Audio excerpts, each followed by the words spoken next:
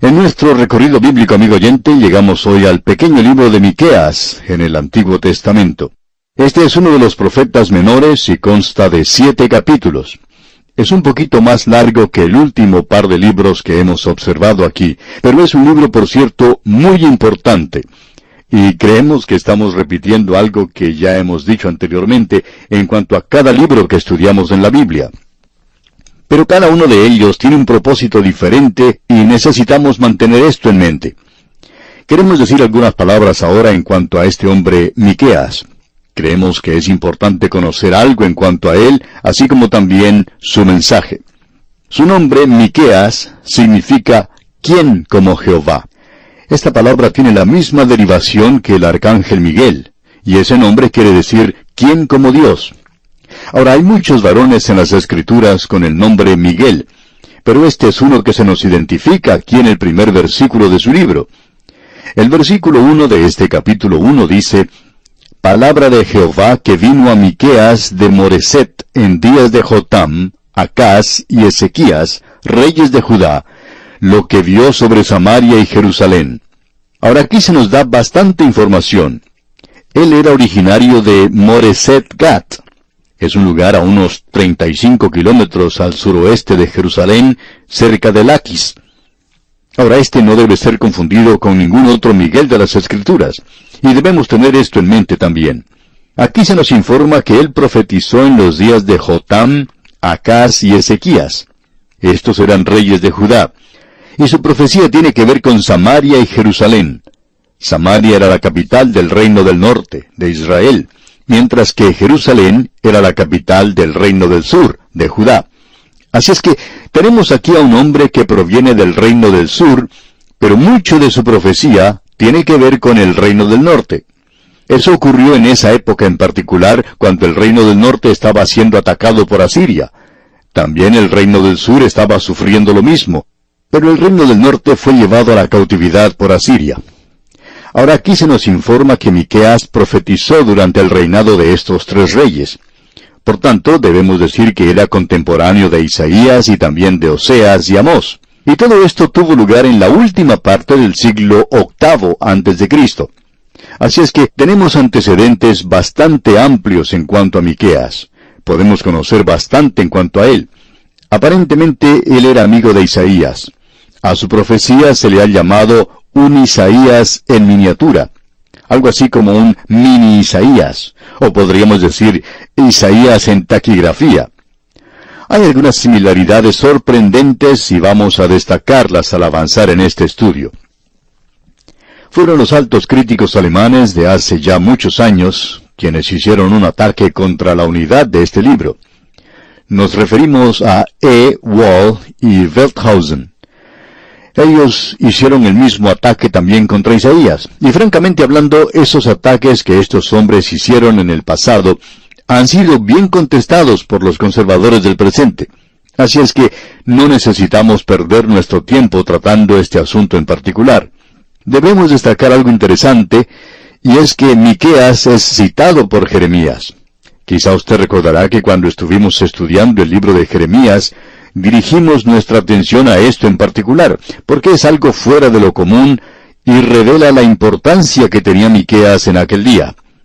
Y queremos volver a decir lo que recalcamos entonces, y vamos a leer allá el capítulo 26 del libro de Jeremías, versículo 18, que dice: Miqueas de Moreset profetizó en tiempo de Ezequías, rey de Judá, y habló a todo el pueblo de Judá, diciendo: Así ha dicho Jehová de los ejércitos: Sión será arada como campo, y Jerusalén vendrá a ser montones de ruinas, y el monte de la casa como cumbres de bosque.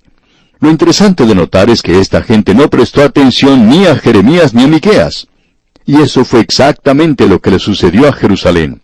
Probablemente no hay ninguna otra ciudad que haya sido dejada en ruinas y escombros, tanto como la ciudad de Jerusalén. Ahora, el tema del libro de Miqueas es para nosotros algo muy importante, porque el énfasis siempre ha sido colocado en el juicio o el castigo, y se dice que Miqueas es el profeta de juicio. Bueno, aparentemente esto parecería ser cierto, porque en los primeros 3 capítulos tenemos un gran énfasis en el juicio, eso es así. Pero del capítulo 4 en adelante, es decir, los capítulos 4, 5, 6 y 7, allí tenemos 4 capítulos que no tratan en cuanto al juicio. Es decir, los 3 primeros capítulos son capítulos que denuncian, mientras que los 4 últimos capítulos son capítulos que consuelan. La gran pregunta que encontramos en este libro de Miqueas, y que el profeta hace, y que es uno de los pasajes más hermosos de las Escrituras, es, ¿quién es como tú? Es decir, como Dios. Y encontramos que él enfatiza esto al avanzar en la escritura de su libro. ¿Quién como Dios? O sea, en proclamar, es decir, en testificar, en los primeros 3 capítulos.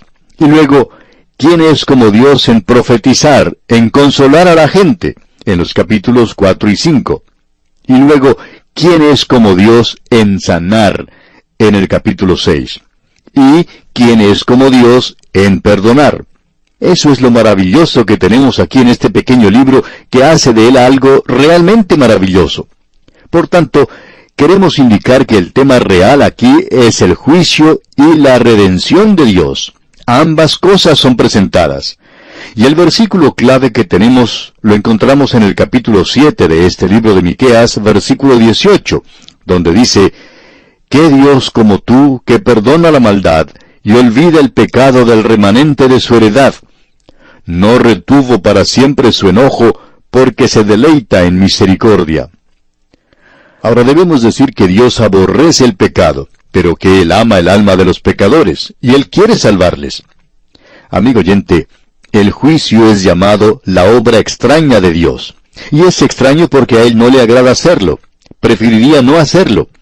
Pero Él es un Dios santo que aborrece el pecado, y cualquier rebelión contra Él, ya que Él es Dios, debe tratarla con severidad. No puede hacerlo de otra manera. Pero Él aún ama el alma de los pecadores, y Él quiere salvarlos, y los salvará. Permítanos presentar ahora una declaración que tenemos en nuestras notas y que tiene que ver con su estilo. Porque usted y yo estamos entrando ahora en uno de los libros más destacados en cuanto al estilo literario. Si usted aprecia la literatura, si usted aprecia la poesía, si usted aprecia aquello que es hermoso en el lenguaje, usted entonces apreciará a Miqueas. Permítanos presentar entonces nuestra declaración que tomamos de las notas, que dice: para muchos, este es el favorito de los profetas menores. Su escritura es picante y personal. Miqueas era estricto, conmovedor y también tierno. Él era realista y reporteril. Podría haber sido un buen corresponsal de guerra. Existe una belleza exquisita en esto que combina la infinita ternura de Dios con su juicio.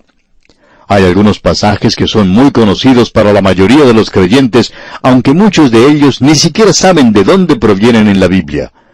A través de la penumbra del juicio que se acerca, Miqueas pudo ver claramente la gloria de la redención de Israel que vendría. Y esto hace de este un libro muy destacado, por cierto.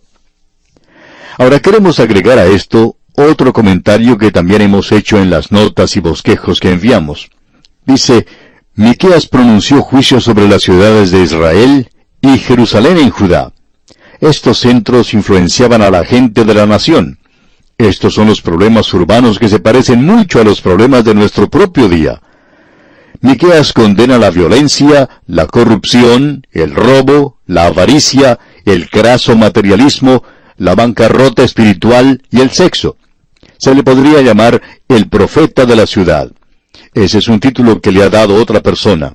Bien, creemos que la forma en que uno puede dividir este libro de Miqueas es muy interesante. Comienza en el versículo 2 diciendo: Oíd, pueblos todos. Esa es la primera división. Luego uno puede ir al capítulo 3 y encuentra eso nuevamente. Dije: Oíd ahora, príncipes de Jacob. Y si usted sigue observando los siguientes capítulos, llegará al capítulo 6, y allí ve que él comienza diciendo: Oíd ahora lo que dice Jehová. Así es que uno puede dividirlo según esta palabra, oíd, que se presenta tantas veces. Tenemos entonces en los primeros 3 capítulos que se proclama el juicio futuro por los pecados pasados. Luego, en los capítulos 4 y 5, tenemos la profecía futura de la gloria a causa también de las promesas pasadas. Y luego tenemos, en la tercera división principal, en el capítulo 6, el arrepentimiento presente a causa de la redención pasada. Hemos colocado una cuarta división que dice, perdonando toda la iniquidad a causa de quién es Dios y de lo que Él hace. Eso lo encontramos en el capítulo 7. Esto pues nos da una idea de lo que es este pequeño libro. Muchos han escrito, especialmente predicadores jóvenes, y ellos desean hacer una exposición y desean saber cómo comenzar. Y quisiéramos decir esto no solo a los jóvenes predicadores, sino a cualquiera que quiera estudiar la Biblia. Lo primero que uno debe hacer es captar cuál es el mensaje de todo el libro. ¿De qué se está hablando? ¿Qué es lo que el escritor está tratando de decir aquí? ¿Cuál es el mensaje principal que tiene este libro? Y por tanto, uno necesita hacer un bosquejo del libro. Y aquí lo tenemos. ¿Quién como Dios en proclamar, en profetizar, en sanar y en perdonar? Eso divide a este pequeño libro. Y con esto llegamos al primer capítulo y a la primera división. Y en los primeros 3 capítulos tenemos la proclamación de juicio futuro por pecados pasados. Como ya hemos dicho, incluye los 3 primeros capítulos. En este pequeño libro tenemos algunas declaraciones bastante terribles, por cierto. Y vamos a observar una de ellas, la primera de ellas, aquí en este primer capítulo, aunque no vamos a poder entrar en detalle en esto hoy. Pero prácticamente cada capítulo tiene alguna declaración realmente sorprendente que será hecha por Miqueas. A veces será solo un versículo, a veces serán varios los versículos, como lo será aquí en este primer capítulo. Así es que tenemos aquí el primer mensaje del profeta, que es dirigido contra Samaria y alcanza a Jerusalén. Esto está aquí en el primer capítulo. Notemos pues lo que dice nuevamente este versículo 1. Palabra de Jehová que vino a Miqueas de Moreset en días de Jotam, Acaz y Ezequías, reyes de Judá, lo que vio sobre Samaria y Jerusalén. Permítanos repetir una vez más que Samaria es la capital del reino del norte. Y uno de los becerros de oro que había sido hecho por Jeroboam fue colocado en Samaria. Ese es el lugar del cual hablamos antes porque ya hemos considerado esto con anterioridad. Fue construido por Omri. Esto fue hecho famoso o infame, deberíamos decir, por Acab y Jezabel. Samaria fue construida en una localidad muy hermosa, pero hoy está en ruinas. Y quizá no haya ningún otro lugar que esté más en ruinas que este lugar. Por cierto que nos dice una historia. Y la profecía de Miqueas en cuanto a Samaria ha sido cumplida literalmente. Ahora Miqueas proviene del sudoeste de Jerusalén. Él está en el reino de Judá, pero él profetiza para los 2 reinos. Sin embargo, su mensaje principal es para el reino del norte, y con frecuencia nos hemos preguntado en cuanto a eso. Ahora él es contemporáneo de Isaías, y pensamos que podría haber sido un hombre un poco más joven, y que quizá él pensaba que Isaías, siendo un hombre mayor que él, profeta al reino del sur, que él podría encargarse de ellos. Así es que Dios dirige a Miqueas a hablar al reino del norte. Y él presenta de una manera muy clara a quién está dirigiéndose cuando habla. Es imposible llegar a entender mal a Miqueas porque él le informa a uno claramente a quién está hablando él. Con esto llegamos al versículo 2 donde él hace esta declaración. Oíd pueblos todos. Y con esto comienza la primera división principal. Y Miqueas va a proclamar el juicio futuro contra Samaria. Oíd pueblos todos. Y esta declaración, pueblos todos, quiere decir precisamente eso, toda la gente, amigo oyente. Eso le incluye a usted donde quiera que se encuentre hoy. Él está hablando a usted. Eso tiene un mensaje para nosotros en el presente. Como ya hemos visto, aunque los profetas hablaron a cierta situación específica que ya ha desaparecido por mucho tiempo, y aún hasta ese reino ha desaparecido, su mensaje es relevante para el día de hoy porque allí se mencionan ciertos grandes principios. Ahora, lo que nosotros quisiéramos mencionar aquí es que Miqueas y varios de los otros profetas dan a esto una filosofía de gobierno humano. Él trata con aquello que es autoridad falsa y autoridad verdadera en el gobierno. Y este sería un buen libro para que estudiaran los políticos del día de hoy. No creemos que les pueda hacer daño el observar la filosofía de Dios en cuanto al gobierno, porque hablando honradamente, amigo oyente, la forma de gobierno que se utiliza en el presente no está dando resultado. Y la razón por la cual no da resultado es porque ha sido creada por hombres que no eran cristianos, y no se les podía llamar cristianos porque no conocían la Biblia, ni siquiera se les permitía leerla. Por tanto, no sabían que en la Biblia había grandes principios que valía la pena seguir. Por tanto, crearon una forma de gobierno que les pareció mejor para nuestros países. Pero, amigo oyente, un grupo de hombres sin Dios no puede hacer que eso dé resultado, y nunca podrá dar resultado en manos de hombres impíos. Ese, amigo oyente, es el problema que existe. El problema no es que el país está siendo guiado por este o aquel otro partido político, y no es asunto de si dará o no dará resultado. Y hay muchas otras formas de racionalizar en cuanto a cuál es el verdadero problema. Pero el verdadero problema en el presente, amigo oyente, es que el gobierno está en manos de hombres impíos y no puede dar resultado. Porque, ve usted, existe una filosofía de gobierno presentada aquí en la Biblia, y esos hombres del pasado no estaban familiarizados con esto. Y en realidad la forma de gobierno no era importante. Ese no era el aspecto importante para nada. Pensamos que lo es en el presente. Pero, ¿sabía usted que Cromwell, por ejemplo, era un dictador en Inglaterra? Y ellos tenían la forma de gobierno que se podría considerar como la mejor. Ahora no queremos que se nos entienda mal, amigo oyente. No estamos recomendando a ningún dictador ni a una dictadura. Pero podría haber una clase de dictadura correcta. Y cuando venga el Señor Jesucristo a reinar en la tierra, amigo oyente, Él va a reinar como un dictador. Y amigo oyente, queremos decirle esto, que Él va a ser la clase de dictador correcta. Ahora, el carácter del que gobierna es importante. Eso es lo que es importante en el presente.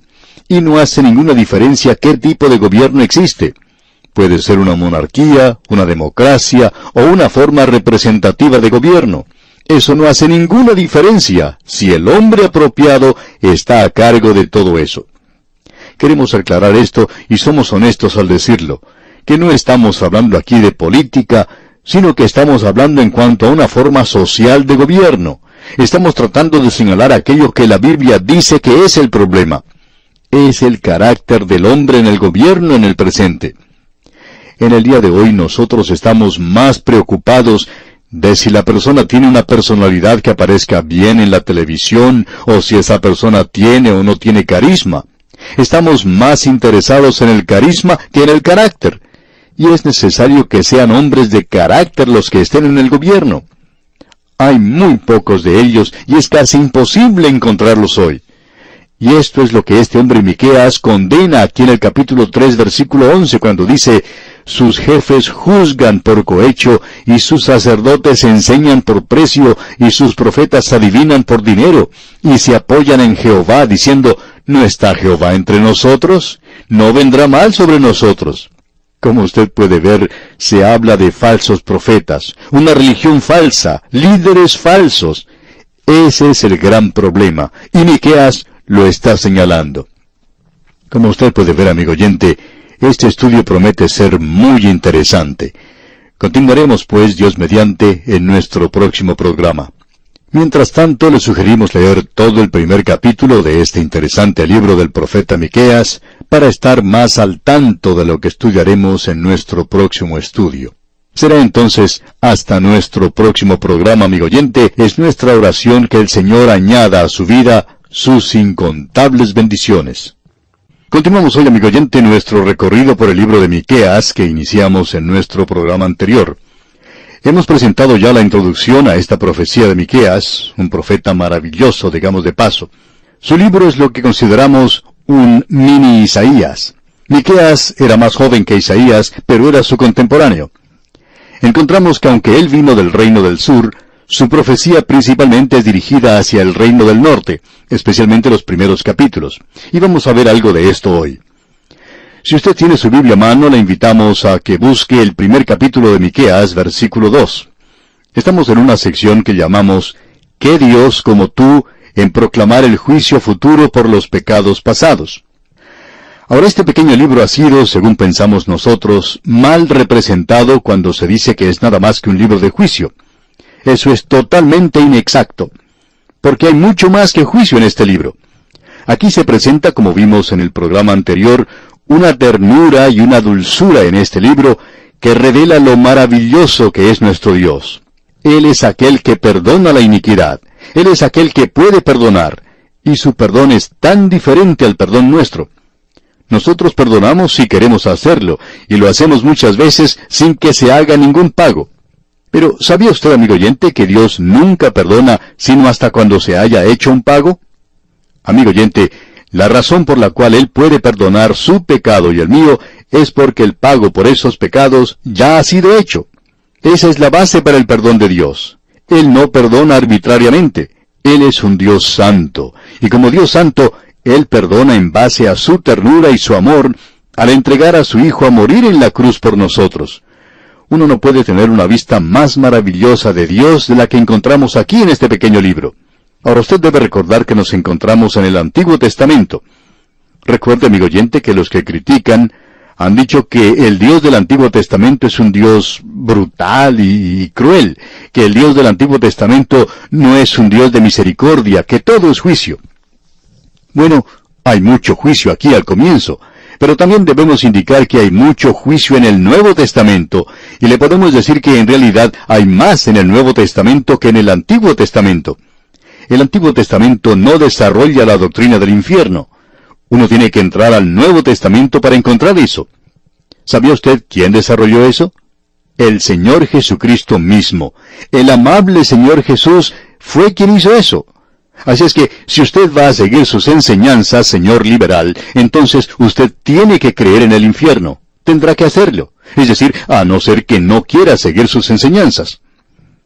Escucha ahora lo que leemos aquí en el versículo 2 de este primer capítulo de Miqueas.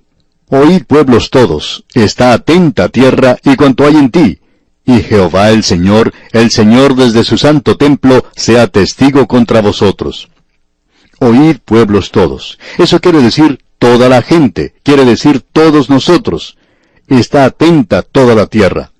Ya que nosotros estamos en la tierra, y la mayoría de nosotros lo estamos, esto es dirigido a nosotros y cuanto hay en ti. Solo vamos a dedicar unos instantes a observar este versículo.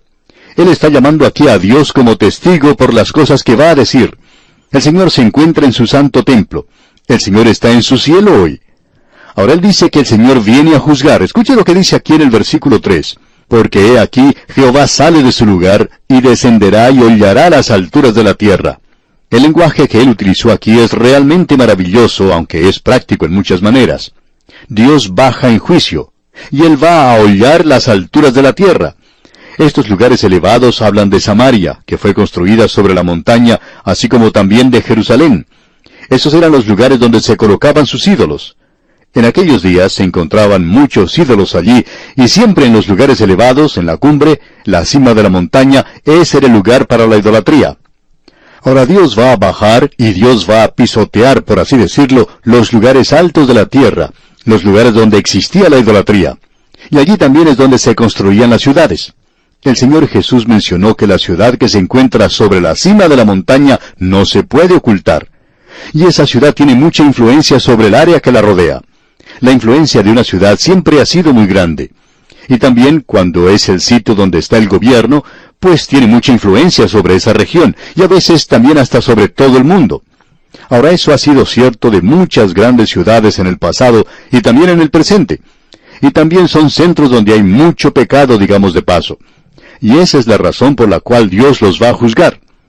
Ahora en el versículo 4 de este capítulo 1 de Miqueas leemos: Y se derretirán los montes debajo de él, y los valles se hendirán como la cera delante del fuego, como las aguas que corren por un precipicio.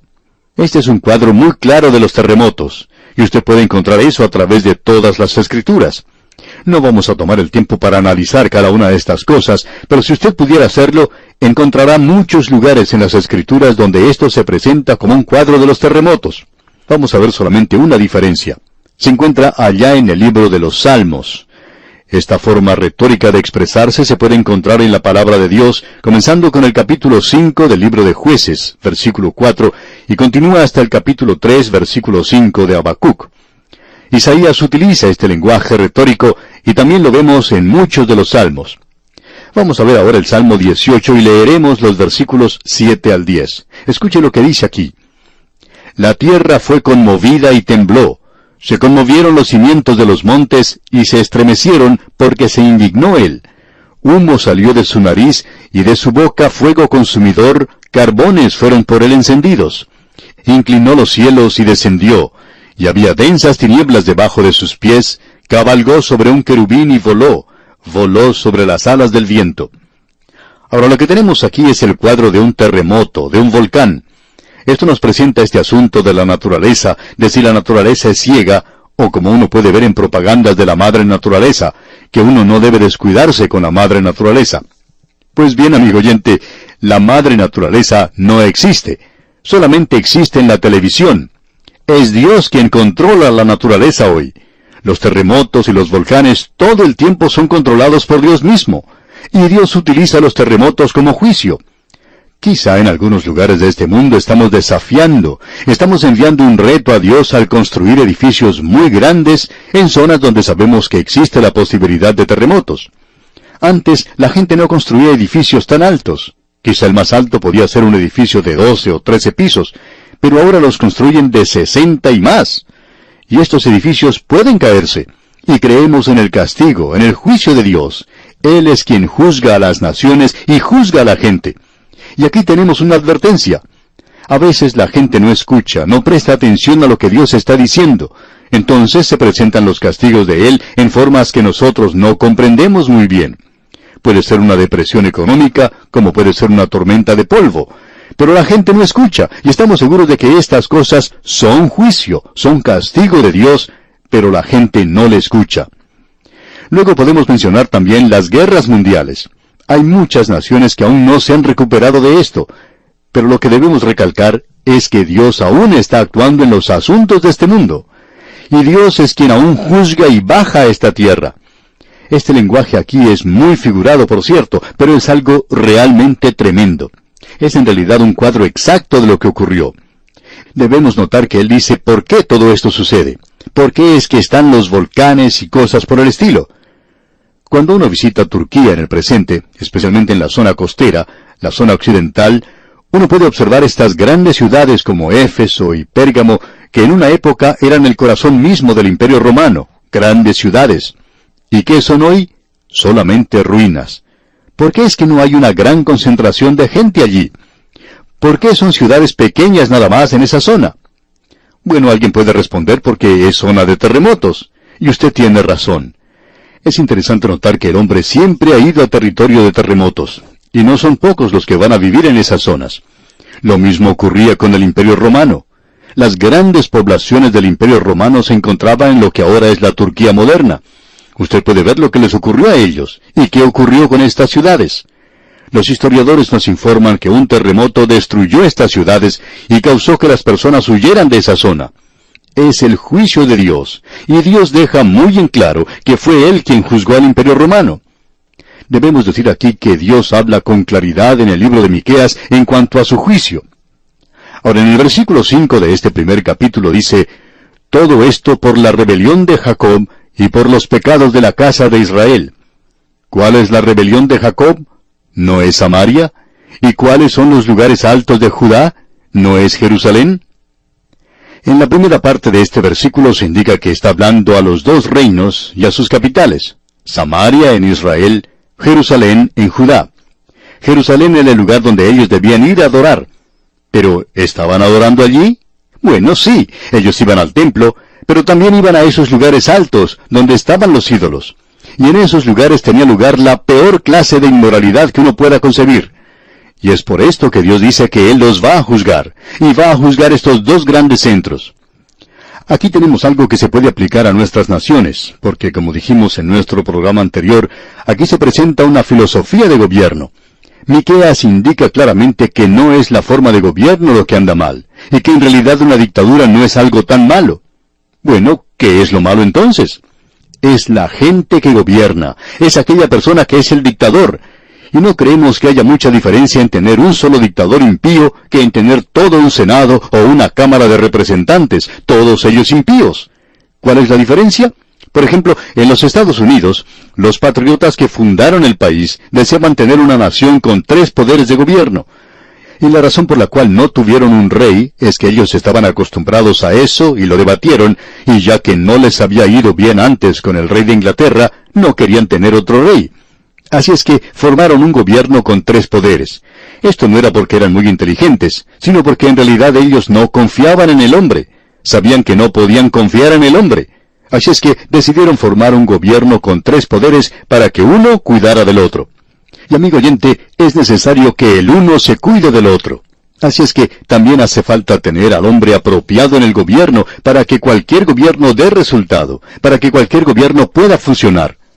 Y ese era el problema de aquel día. Samaria y Jerusalén se habían corrompido y Dios los iba a juzgar. Quizá haya naciones en el presente que ya hayan pasado ese punto de donde ya no se puede regresar. Quizá hayamos dicho esto muchas veces antes. No es algo nuevo en realidad. Amigo oyente, uno puede apreciar los cambios que están ocurriendo en la situación mundial. Cuando una nación tiene la oportunidad de dirigir, por así decirlo, la situación mundial, tiene que aprovecharla. No tiene que desperdiciarla dándole al mundo cosas que no tienen valor en realidad, como la música y esa nueva moralidad de hoy. No hay que despreciar esa oportunidad con un amor al placer y un amor a la afluencia. Ahora, no decimos esto porque estemos en contra de un país u otro, o porque despreciemos a cualquier país, sino porque sentimos todo lo contrario. Y nos duele ver lo que está sucediendo. Es triste ver que una nación que ha sido formada con un propósito definido se vea en decadencia. Ahora, aquí tenemos una filosofía de gobierno presentada por Miqueas. Esta es la filosofía de Dios para el gobierno. Aquí llegamos a la primera declaración que llama la atención y es la más larga. Sigue hasta el final de este capítulo 1 de Miqueas y comprende los versículos 6 hasta el 16. Y lo que aquí tenemos es una miniatura de la gran destrucción que vendrá en los días postreros. Ya regresaremos a esto cuando lleguemos al capítulo 4, pero lo que se dice aquí es algo local. Asiria destruyó a Samaria. Y Samaria hoy es una ciudad en el desierto, cubierta de polvo y ceniza, cuando antes era una ciudad muy hermosa. Ahora escuche usted lo que dice Miqueas. Haré pues de Samaria montones de ruinas. Y francamente hablando, amigo oyente, eso es lo que es en el presente. Si uno viaja por esa zona, uno puede apreciar lo que el profeta está diciendo aquí en cuanto a las ruinas en cualquier sección de Samaria. Y hay otros lugares donde uno puede apreciar que crece una que otra cosa y puede ver a árboles de diferentes clases plantados allí. El versículo 6 dice, Haré pues de Samaria montones de ruinas y tierra para plantar viñas, y derramaré sus piedras por el valle y descubriré sus cimientos. Amigo oyente, si usted va a visitar esta zona, si sube a uno de los lugares elevados de Samaria, como Acrópolis, en las ruinas de este lugar, puede mirar en la ladera de la montaña y ver toda clase de pilares rotos, toda clase de piedras y ruinas y rocas que antes habían sido labradas y utilizadas en los edificios. Pero allí están ahora, han sido arrojadas por la ladera.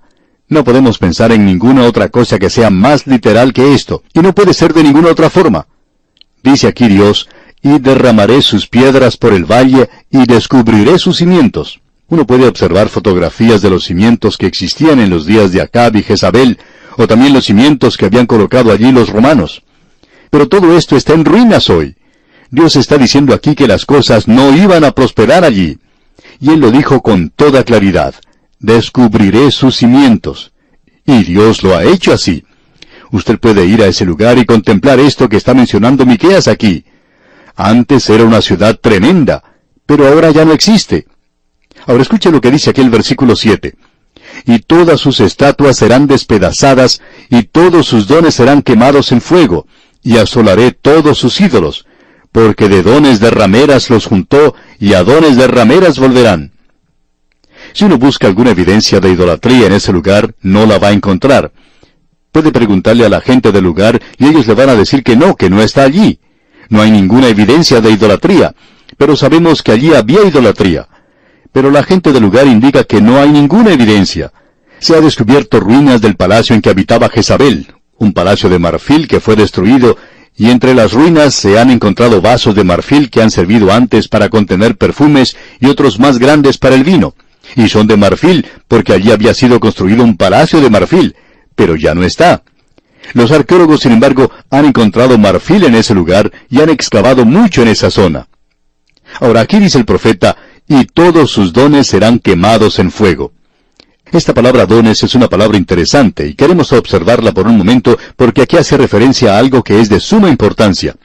No sabemos si vamos a tener tiempo de tratar con esto hoy, pero estos dones a los que hace referencia aquí eran vasos muy costosos que se habían dado a los templos paganos y se han encontrado varios de ellos. Es decir, que eran vasos de marfil muy caros que se utilizaban con perfume, con incienso y probablemente para la adoración de aquel día. Esto es algo que es muy destacado, digamos de paso, y que es mencionado aquí.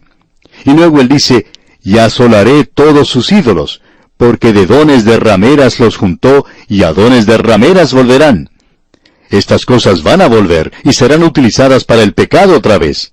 Y eso ocurrió aparentemente en la época de los romanos. Fue Herodes quien reedificó esa ciudad, y le gustó mucho porque era un lugar muy hermoso para vivir. Pero ese lugar también ha sido destruido.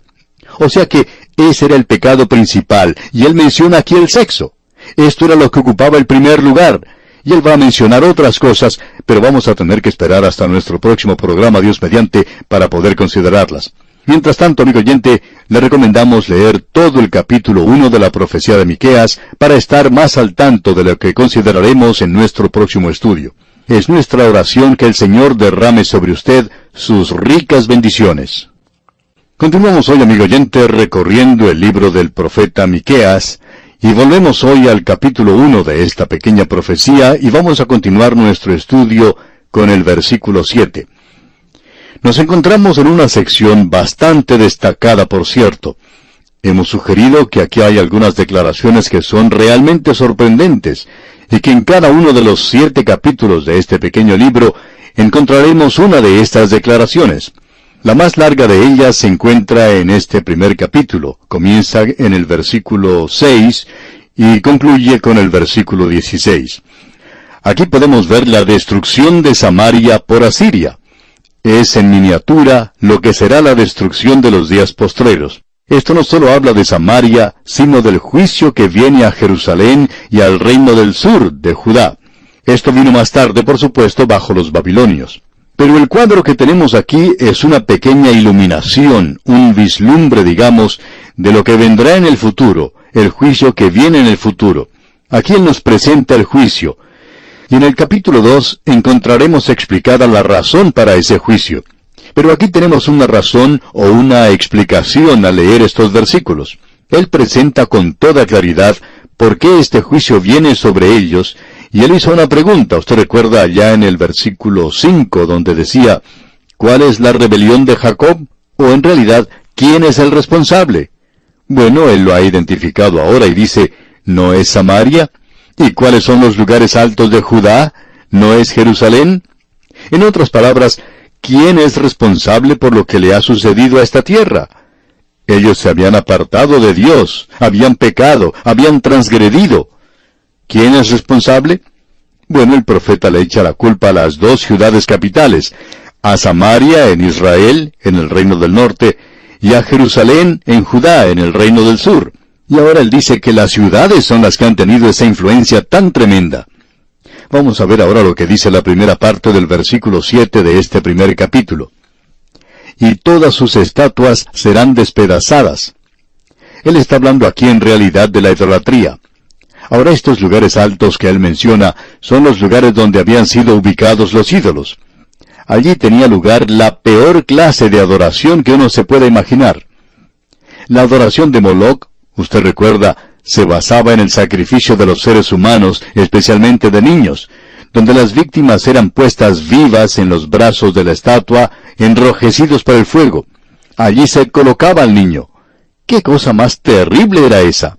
Y allí tenía lugar también la forma más crasa de inmoralidad. Es decir, que la religión y el sexo eran la misma cosa. Y uno encuentra eso hoy en los lugares donde se adora a Satanás.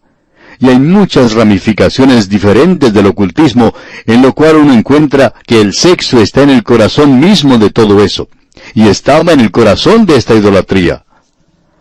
Ahora en el versículo 7 seguimos leyendo, donde dice, y todos sus dones serán quemados en el fuego. Aparentemente, estos eran vasos muy preciosos y costosos que habían sido entregados al ídolo. Y luego el versículo 7 concluye diciendo, y asolaré todos sus ídolos, porque de dones de rameras los juntó, y a dones de rameras volverán. Las religiones se habían convertido, como hemos dicho, en el sexo. En Corinto, por ejemplo, allí se sabe que ellos tenían la adoración de Afrodita en el Acrópolis, donde tenían miles de vírgenes vestales, como eran llamadas en ese día, y no eran otra cosa sino prostitutas. Cuando alguien iba a adorar allí, eso era parte de la adoración. Y eso era cierto en esta tierra. Era cierto entre los fenicios. También ocurría entre los filisteos. E Israel tomó estas cosas también para sí. Y ellos también eran culpables de esto. Es decir, que el hombre tenía que pagar cuando iba a uno de estos lugares. Y esos templos que estaban al aire libre no eran otra cosa sino grandes casas de citas o burdeles. Y todo esto que se llevaba a cabo allí se hacía en nombre de la religión. Es interesante notar que hoy estamos regresando a este punto de vista. La así llamada nueva moralidad es tan antigua como la adoración de Moloch o de Baal o de cualquier religión pagana del mundo. Y esa es una de las razones por la cual decimos que la religión no ha sido una bendición para el mundo. Ha arruinado a la humanidad. Y si usted quiere apreciar lo que la religión ha hecho, vaya a la India, por ejemplo. La religión ha mantenido a esa gente tan maravillosa en su misión. Amigo oyente, el cristianismo no es una religión. El Señor Jesucristo dijo eso de una manera muy clara allá en el Evangelio según San Juan, capítulo 8, versículo 36. Él dijo, si el Hijo os libertare, seréis verdaderamente libres. Usted puede ser librado de estas cosas que son pecaminosas, esas cosas que son condenadas por Dios. Ahora aquí tenemos la condenación, y esto afectaba mucho a los profetas. Miqueas se parece mucho a Jeremías y también es similar a Oseas, hombres con corazones tiernos. Dios usó a estos profetas. Nosotros pensamos de ellos como si todos fueran como Elías. Amigo oyente, pensamos que Elías era un profeta bastante duro, como lo era Ezequiel. Usted recuerda que Dios dijo del pueblo de Israel que era gente de dura frente y obstinada de corazón. Y Dios le dijo a Ezequiel, como diamante, más fuerte que pedernal he hecho tu frente. Así es que él era más duro y obstinado que ellos. Y esos hombres hablaban claramente. Pero muchos de los profetas de Dios eran tiernos de corazón, y Miqueas es uno de ellos. Escuche lo que él dice aquí en el versículo 8 del capítulo 1. Por esto lamentaré y aullaré, y andaré despojado y desnudo. Haré aullido como de chacales, y lamento como de avestruces. Esa era una señal, usted recuerda que Isaías la mencionó. Y Miqueas la menciona aquí, que el ir desnudo indicaba que ese hombre estaba de un luto profundo, y que él tenía graves dificultades. Y Miqueas sigue diciendo, haré aullido como de chacales. Yo no sé si usted habrá tenido la oportunidad de escuchar a algún animal salvaje aullando, aún digamos animales más conocidos como un lobo, por ejemplo, o algún animal como ese. Emiten sonidos muy tristes, por cierto. Y luego Miqueas dice, y lamento como de avestruces. Esto se menciona, digamos de paso, en el libro de Job, capítulo 30, versículo 29, donde dice, he venido a ser hermano de chacales y compañero de avestruces.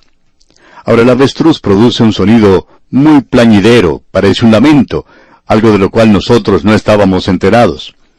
Pero alguien cuenta que hace algunos años, visitando un zoológico, oyó un sonido así de mucho lamento, plañidero, y no sabía de dónde procedía.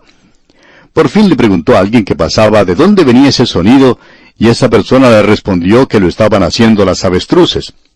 Ahora este amigo pensaba que el informante se estaba burlando de él, que ni siquiera le dio las gracias por la información que le había dado. Pero siguió andando y escuchando ese sonido tan triste y de lamento, y luego descubrió que sí, en realidad eran las avestruces las cuales estaban produciendo ese sonido. Parecía que no había ninguna razón para eso, pero ese era el sonido que producían. Pues bien, eso es lo que el profeta está diciendo aquí, que él se iba a lamentar de esa manera. Él iba a hacer ese sonido tan plañidero como las avestruces. O sea que el mensaje que este hombre está dando le está afectando a él de la misma manera que le afectó a Jeremías el mensaje que presentó. En otras palabras, tenemos aquí otra vez un ejemplo de la clase de hombre que Dios quiere que entregue un mensaje duro. Tiene que ser un hombre con un corazón tierno si el mensaje que se va a presentar es un mensaje duro. ¿Por qué? Porque Dios quiere que los pecadores, y Él quiere que su pueblo sepa cómo es que Él se siente antes del juicio. Así es que Él envió a este profeta llorón, como se conoce a Jeremías, y luego tenemos a este profeta Miqueas. Y ellos podían escucharle y oír su lamento y su quejido. Y ellos sabrían cómo se sentía Dios en cuanto a todo esto. Que Dios no es un Dios vengativo, que Dios no se estaba gozando en el juicio. O sea que Dios no quería juzgarles, pero Dios juzga el pecado, y aunque Él no se deleite en el juicio, tiene que juzgar el pecado. Eso es lo que Él tiene que hacer. Y todo lo que usted tiene que hacer, amigo oyente, es pensar en esto por un momento. Fíjese usted, si Dios llegara a algún arreglo con el mal y permitir que se haga el mal a alguna de sus criaturas, entonces Él no es Dios. No podría hacerlo. Él no podría ser Dios. Dios tiene que ser un Dios que hace justicia a sus criaturas. Y cuando se hace mal, cuando se comete un pecado, cuando se hace algo malo, entonces Dios va a hacer algo en cuanto a esto. Quizás Él se demore un poco en hacer algo, pero Él actúa. Y cuando Él actúa, amigo oyente, nadie puede detenerle. Ahora, al seguir adelante, notemos lo que dice el versículo 9. Porque su llaga es dolorosa, y llegó hasta Judá, llegó hasta la puerta de mi pueblo, hasta Jerusalén. Ellos habían pasado cierta línea divisoria. Ahora no sabemos dónde está esa línea, pero sabemos que es posible para una persona y es posible para una nación pasar sobre esa línea de donde ya no se puede regresar. Y esto no es porque Dios no sea misericordioso y lleno de gracia, sino porque ese hombre, esa persona o esa nación está inclinada a pecar y está dando oídos sordos a Dios de tal manera que ya no queda otra cosa sino el juicio. Y es algo incurable. Ellos ya no pueden escuchar a Dios. Ahora esto nos preocupa porque pensamos que eso es lo que puede ocurrir o quizá ya haya ocurrido con nuestra propia nación. Y quizás ya hemos cruzado esa línea. Todo lo que sabemos, por cierto, es que no estamos escuchando la voz de Dios hoy. Y hay personas que no quieren escuchar la voz de Dios hoy. Decimos esto a pesar de que existe una recepción tremenda en el presente para la palabra de Dios. Pero a veces nos preguntamos, ¿cuál es la profundidad de todo esto? Y también nos preguntamos si el escuchar la palabra de Dios y la obediencia a la palabra de Dios son sinónimos. Encontramos que hay personas hoy que están viviendo en el pecado, o que han vivido en el pecado, y nunca se han arrepentido de eso. Sin embargo, hablan de cómo aman la palabra de Dios. Bueno, debemos decir que eso es imposible para una persona, y es imposible para una nación, dar un paso donde exista algo que es incurable.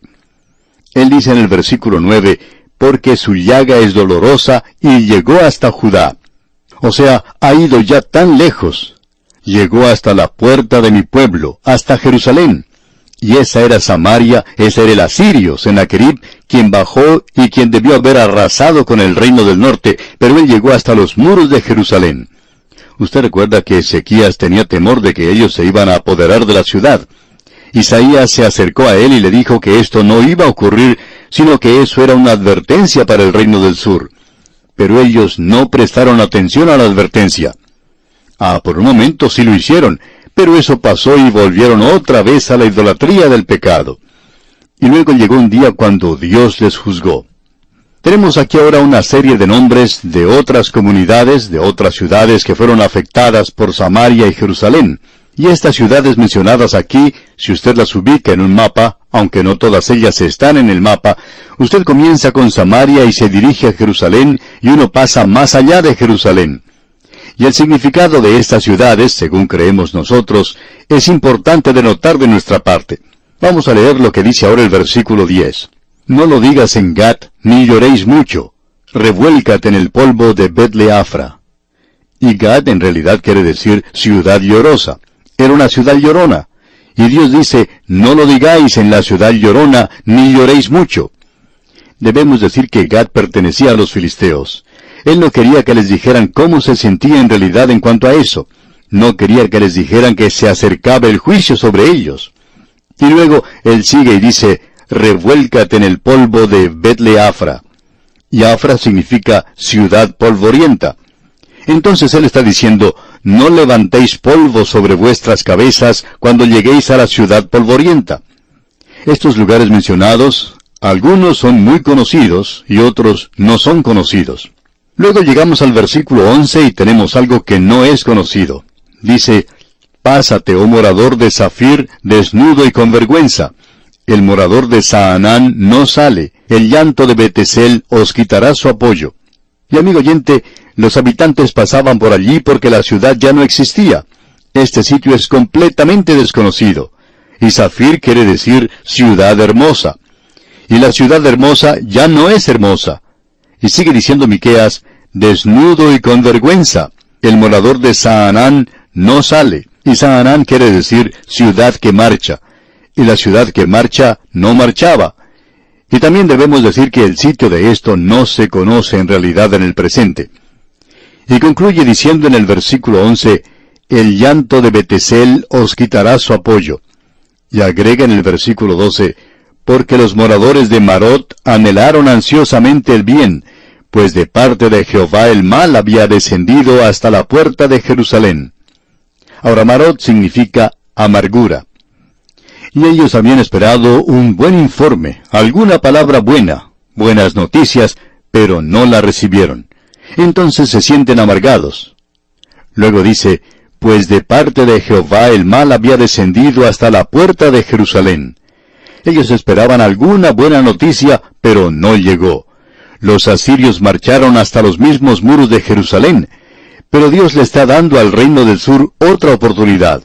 Y luego dice en el versículo 13, uncid al carro bestias veloces, oh moradores de Laquis, que fuisteis principio de pecado a la hija de Sión, porque en vosotros se hallaron las rebeliones de Israel. Este es un lugar bien conocido en el presente. Los eruditos han determinado que Laquis, que a propósito está ubicado ahora al suroeste de Jerusalén y estaba cerca del país filisteo, fue el lugar donde la idolatría fue introducida por primera vez en el reino del sur, y aparentemente había una relación allí entre Judá, es decir, entre Laquis en Judá, y Jeroboam, aquel que hizo que Israel pecara en el norte. Por lo menos este es el lugar donde comenzó la idolatría. Y usted puede notar la referencia aquí a las bestias, que son caballos.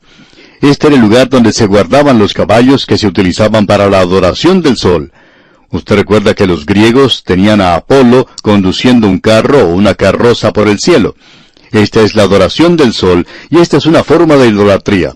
Dios está condenando todo esto porque Laquis introdujo la idolatría a Judá al reino del sur. Bien, amigo oyente, vamos a dejar esto aquí por hoy y continuaremos, Dios mediante, en nuestro próximo programa. Y como es nuestra costumbre, le recordamos leer el resto del capítulo 1 de la profecía de Miqueas, como también parte del capítulo 2, para estar así mejor informado del contenido de nuestro próximo estudio. Es nuestra oración que el Señor bendiga su vida en gran manera. Continuamos hoy, amigo oyente, viajando por el libro del profeta Miqueas.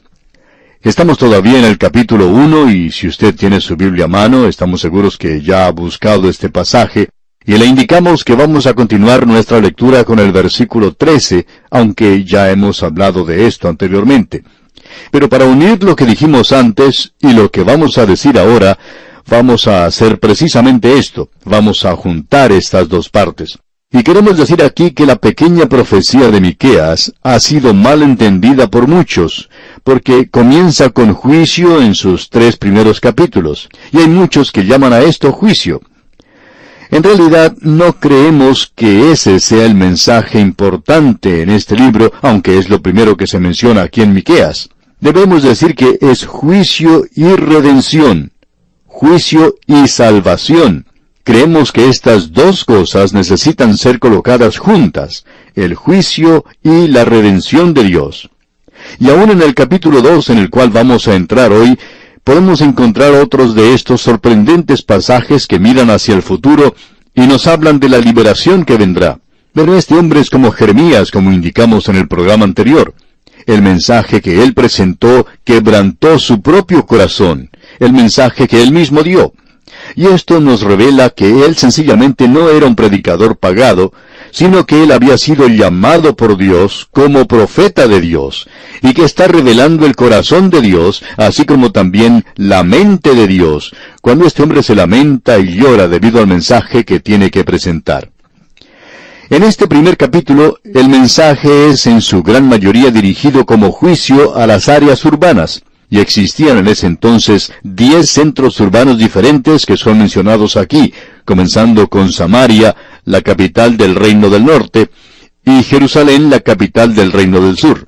Estas dos ciudades, estos dos grandes centros de población, fueron los que en realidad llevaron a las dos naciones a la idolatría. Y junto con la idolatría se presenta aquí la peor clase de abominación, no sólo de sacrificios humanos, sino en realidad los pecados de inmoralidad crasa que se asociaban con estos lugares altos y la idolatría. En nuestro programa anterior dijimos que se mencionaban varios lugares, varias ciudades, y cada una de ellas tenía un significado en particular. Y uno comienza con Samaria y luego sigue al sur y pasa a Jerusalén. Y en el versículo 13 llegamos a Laquis.